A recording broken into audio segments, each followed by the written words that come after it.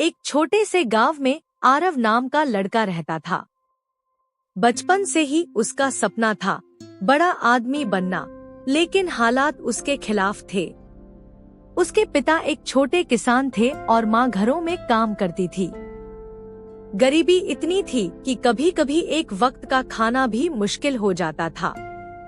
Aarav school तो जाता था, लेकिन अक्सर बिना किताबों के। फिर भी वो पढ़ाई में बहुत होशियार था।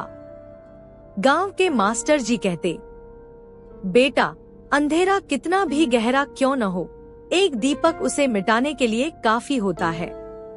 यह बात आरव के दिल में बैठ गई। एक दिन स्कूल में साइंस फेयर हुआ। सब बच्चों के पास नए नए मॉडल थे।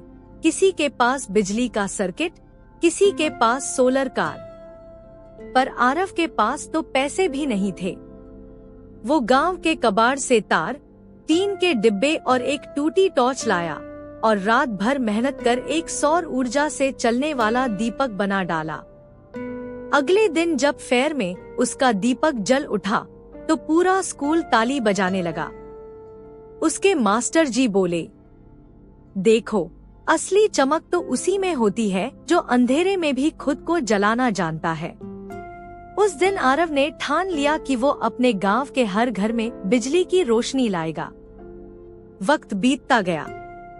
दिन रात मेहनत की, खेतों में काम भी किया और पढ़ाई भी जारी रखी। सालों बाद उसने इंजीनियरिंग पास की और सौर ऊर्जा पर काम करने वाली एक कंपनी खोली। धीरे धीरे उसके बनाए सोलर लैंप गांव गांव पहुंचने लगे। वो गांव जहां पहले अंधेरा था, अब रात में भी रोशनी में नहाने लगा।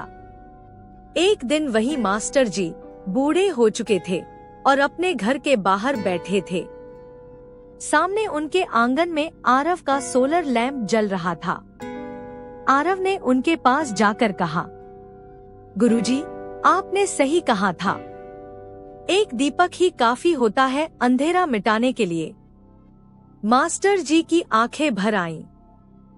उन्होंने मुस्कुराकर कहा, और वो दीपक तू खुद बन गया बेटा। सीख, मोरल, हालात कभी रुकावट नहीं होते अगर इरादे मजबूत हों। दूसरों की तरह मत जलो, खुद दीपक बनो जो दूसरों को भी रोशनी दे।